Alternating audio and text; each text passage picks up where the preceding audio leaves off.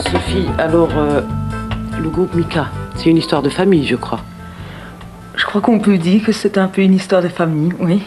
Oui, parce qu'il y avait effectivement mon père qui était musicien, enfin je parle au passé, mais il est toujours bien vivant, donc qui était musicien, qui jouait en fait du bouzouki et qui pratiquait une musique à l'époque qui s'appelait le rebetiko. Donc c'est une musique grecque traditionnelle qui est un peu similaire au blues par exemple ou au fado, si on compare pour la musique traditionnelle portugaise par exemple. Donc c'est un peu une musique qui parle des émotions, de la vie, des joies, des peines. Et c'est vrai que quelque part, j'ai été bercée dans cet environnement-là, de par mon père.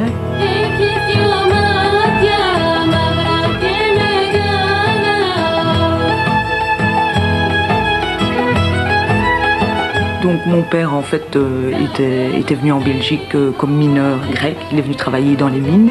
Et donc il est venu pour gagner sa vie comme pratiquement tous les immigrés à cette époque-là, dans les années 50. Et il a rencontré ma mère, donc dans la région de Charleroi, qui elle provenait d'un milieu tout à fait différent. Bon, elle venait d'un milieu plutôt bourgeois, où elle était fille d'avocat.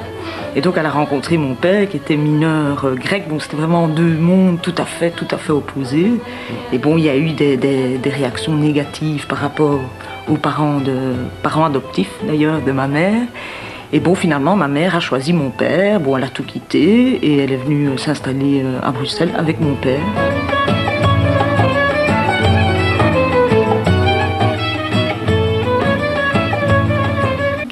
Et alors, il y a aussi mes deux sœurs qui m'ont accompagnée pendant tout un certain temps au niveau des chœurs. Et donc, pour moi, c'est gai parce que je me sens aussi soutenue. Et bon, c'est des personnes en qui j'ai confiance. Je dis, c'est un peu mes expériences de la vie, mes joies, mes peines, et puis aussi de certaines foi dans la vie. Je parle aussi d'une foi, que ce soit en Dieu, que ce soit en la vie, ou une certaine idée, je dirais, d'une recherche du bonheur, par exemple. On a été quand même souvent engagés pour des causes multiculturelles, où on a fait des spectacles dans des prisons, pour des manifestations antiracistes. Donc c'est souvent quand même dans ce cadre-là, et ce cadre-là me plaît beaucoup justement, parce que c'est un public ouvert, c'est un public très large, et je suis contente de pouvoir m'adresser à ce style de public-là justement.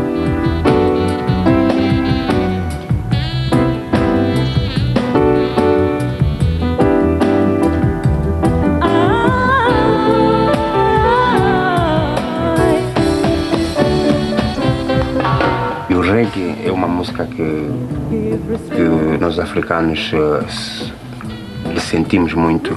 É um ritmo que vem de bases africanas e por isso me toca muito, e eu gosto do reggae também porque nos transmite uma mensagem. O reggae sempre passa uma...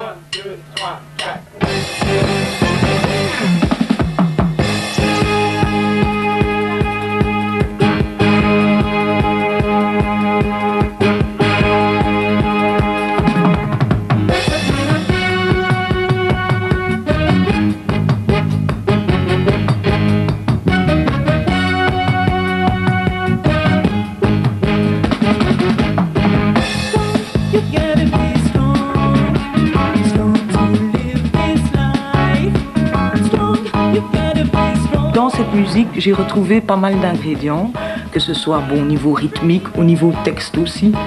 Et ça paraît un peu curieux ce que je vais dire, mais au travers le reggae, j'ai retrouvé des similitudes au niveau feeling par rapport à la musique grecque.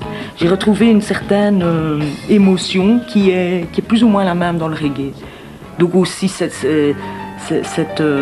au niveau des textes, au niveau musical, un peu cette souffrance qu'on retrouve un peu dans la musique grecque que mon père faisait, le rebetiko.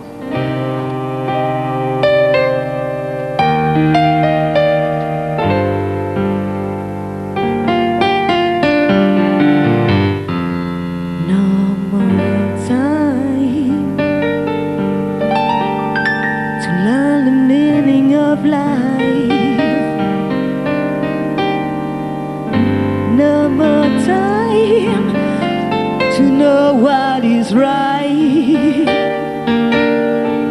Show us the way, we're so blind.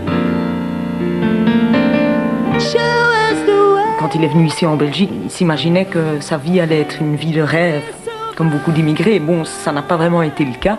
Donc, quelque part, il n'avait pas vraiment confiance non plus pour nous, quant à l'avenir, quant à nos démarches. Bon, comme j'explique par exemple pour la musique, ben pour lui, il se disait, il n'a jamais mis de barrière non plus, mais je veux dire, il ne pensait pas vraiment que je pourrais évoluer dans ce domaine-là. Puis je crois que maintenant, quand même, bon, comme il a vu que j'avais enregistré des choses, j'ai fait des choses, mais je crois qu'il en est content quelque part, même s'il ne l'exprime pas beaucoup. Je suis sûre que quelque part, il doit, à travers moi, il doit retrouver lui-même son propre rêve quelque part aussi.